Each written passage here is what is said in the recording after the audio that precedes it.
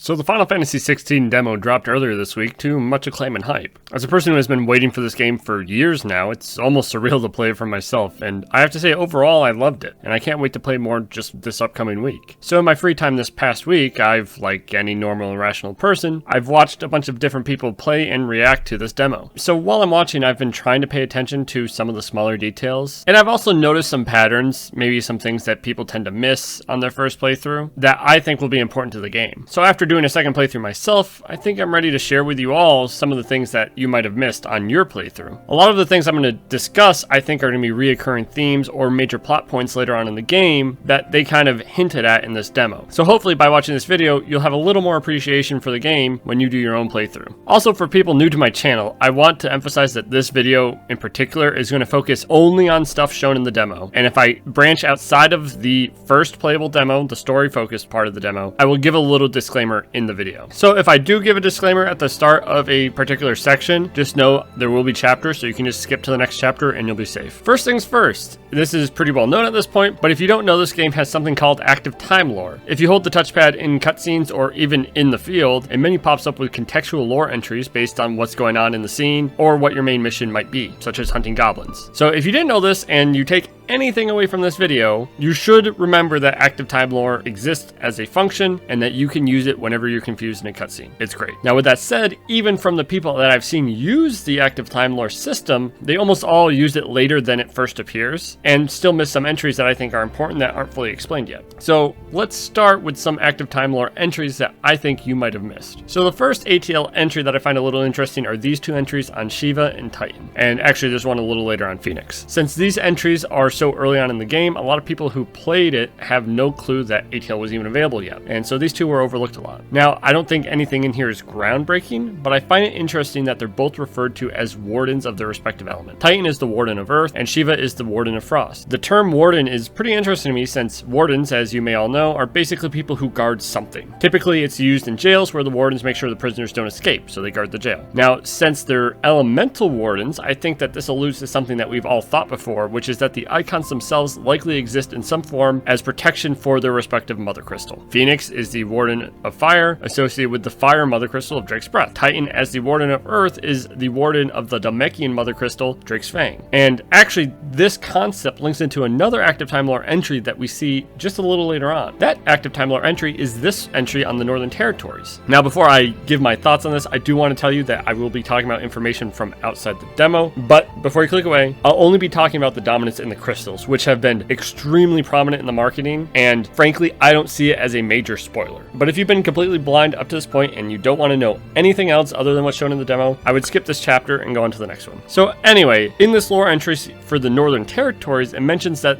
they had a mother crystal known as Drake's Eye. So if we connect all the dots, it becomes apparent that we're missing an icon as well as a couple mother crystals. We have Phoenix, Titan, Garuda, Odin, Bahamut, Shiva, and Ramu for icons based on the Dominus trailer, and I'm cutting out Ifrit because he's a second dominant of fire and some weird stuff's going on there. For the mother crystals, we have Drake's breath, Drake's fang, Drake's tail, Drake's eye, Drake's spine, and Drake's head. These crystals correspond with fire, earth, water, ice, lightning, and light, respectively. So if you missed it, we're currently missing the water dominant for Drake's tail, and we are currently missing the wind and darkness mother crystals, which would be for Garuda and Odin. I think this is fairly obvious, but I would wager a guess that all of those missing pieces will come up and be important at some point in the game, so just keep that in the back of your mind when you're playing. The final active time lore entry I want to discuss is for the Red Star Metia. I bring this up for two reasons. First, I've seen a lot of people think that Metia is a god or goddess, when really, if you check the active time lore, it's actually referring to the little red star underneath the moon. Now, the entry itself isn't all that interesting. It mostly seems like a world-building lore entry.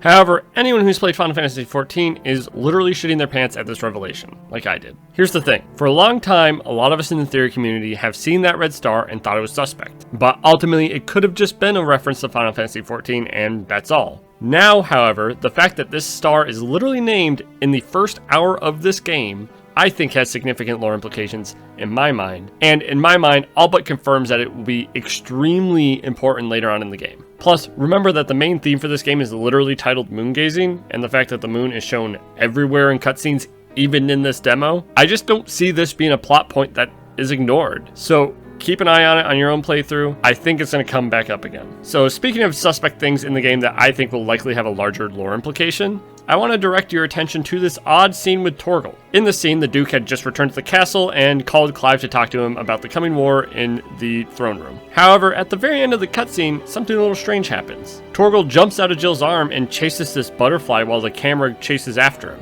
Now, I'm not someone well versed in cinematography, however, I can't help but think that the only reason you would spend 15 seconds on this scene with literally nothing else going on is to try to give a hint about a future story element. In fact, the way the camera pans up and looks down at Torgal almost seems like the perspective of the butterfly with someone looking down at Torgal. Now, to be totally honest, I have no clue what exactly they're trying to imply. Maybe the butterflies are connected to some type of person and that's why the camera did the weird pan. However, after noticing this weird scene with Torgal chasing the butterfly, I noticed butterflies popping up in another place too. You see, when you're hunting goblins in the swamp, you'll notice that the devs tell you what direction to head by using these weird ethereal butterflies. And after noticing this, I was basically convinced that somehow, some way, butterflies will have some sort of narrative significance later on in the game. Maybe that's tinfoil hat territory, but I'm fairly convinced that I'm not crazy on this one. Another spot that I think will have narrative significance later on in this game is the Apodytery. This is the room under Phoenix Gate, which the Duke was going to bring Joshua to, where only the dominant fire can go and commune with his ancestors. We actually know all this through the Phoenix Gate lore entry in the active time lore. This is also where most of the Phoenix and Ifrit fight takes place. So when you look at this location, you'll notice that there's these weird towers everywhere and it's almost like a hollow earth. And I think it's fairly obvious that the civilizations of the world right now do not have the technology to construct this. So it's, to me, obviously a fallen ruin. But more importantly, I think it's possible that we come back here with Clive. The lore entry specifically says that only the dominant of fire can enter. However, I have to wonder, since Clive is maybe the dominant of Ifrit, he's definitely connected to Ifrit. Whether or not he's specifically a dominant is to be determined. Maybe he can enter because technically he is the dominant of an icon of fire. And if he can enter, perhaps he can perform the rite of ancestral communion and learn more about his past and potentially even communicate with Joshua through this rite. It would be a great place for character building for Clive as he faces his past potentially. So now moving on, I wanted to point out a couple of reoccurring character actions that I think will be plot significant going on throughout the game. The first one I want to point out though is this little chest bump that we saw the Duke give Clive, and then later on we saw Clive give Joshua. This is obviously a sign of affection between the characters, and more importantly, I think that we'll see this exact chest bump occur frequently throughout this story as they try to connect all these characters and themes in the game. I would say definitely keep your eye out for scenes where we see this specific action taking place. The second thing that I found interesting that is repeated in this demo is actually related to Clive's mother. You see, in this demo alone, she says the exact same line twice. Well, basically the exact same line. The first time she's talking to the Duke in their bedchamber, and Annabella says, "All is in its right place." Now, this by itself is phrased a little strangely, but I don't think it really stands out too much in context of the scene. However, the second time the Duchess says it is actually after the battle between Ifrit and Phoenix, when she finds Clive unconscious on the ground. The soldier asks her what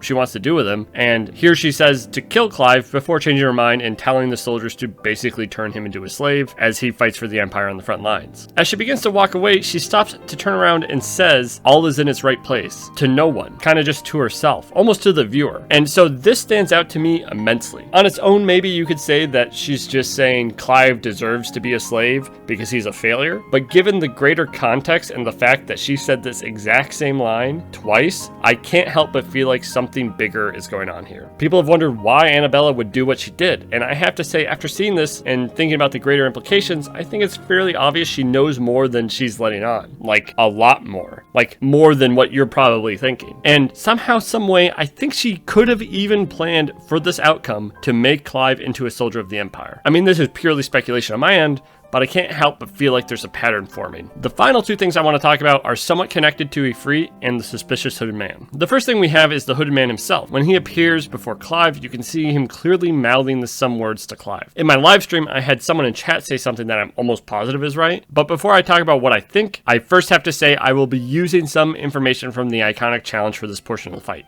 Technically it's from the demo, but I know some people didn't do it because they wanted to save that section until they played the full game. So if you didn't play that and you don't want to know, skip this chapter. So anyway, what I think the hooded man said is, "I found you." And I think this syncs up with the lips pretty well. But beyond that, we know that at the end of the iconic challenge, when Clive seems to absorb the power from Benedicta, time freezes and a mysterious voice says, there you are. These two lines to me seem to connect together, implying that someone or something is out there searching for Clive. I have to wonder who or what this thing is, and if you want to know what I'm potentially thinking, is that maybe Ifrit is sentient, and maybe this is Ifrit talking to Clive. This theory is maybe a little more obvious than most, but it's something to definitely keep an eye on. The second thing I found interesting surrounding Clive and Ifrit in the demo, and really this does connect back into some of my larger theories, but without getting spoilery at all, I'm looking at this scene where Clive is crippled by his headache and we see this flaming person pop up. The thing I think we should be looking at is if Rodney Murdoch actually saw the person or not. I bring this up because he shouts Clive's name, and then it just so happens that the flaming person is on the opposite side of the commander in the scene.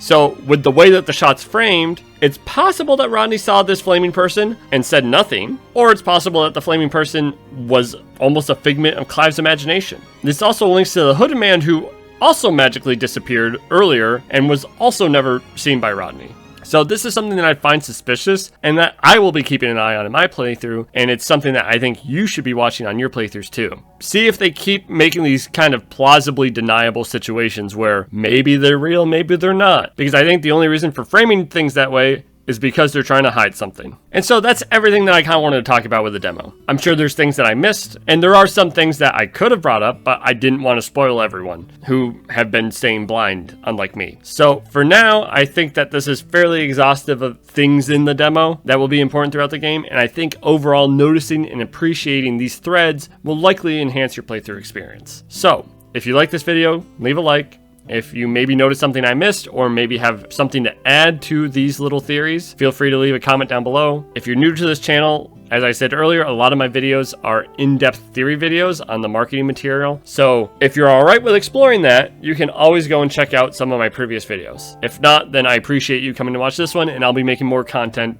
after the game releases. With that said, I also want to tell everyone who's been watching me for a while that this will likely be my last video before the game launches. I know there's another trailer or two that have been posted in recent days, but frankly, I don't have the time or bandwidth to go through that with everything else going on, and with me no life in the game later this week. Plus, at this point, it almost feels like a waste since leaks exist out there now if you want to find them, so it's almost pointless for me to theorize.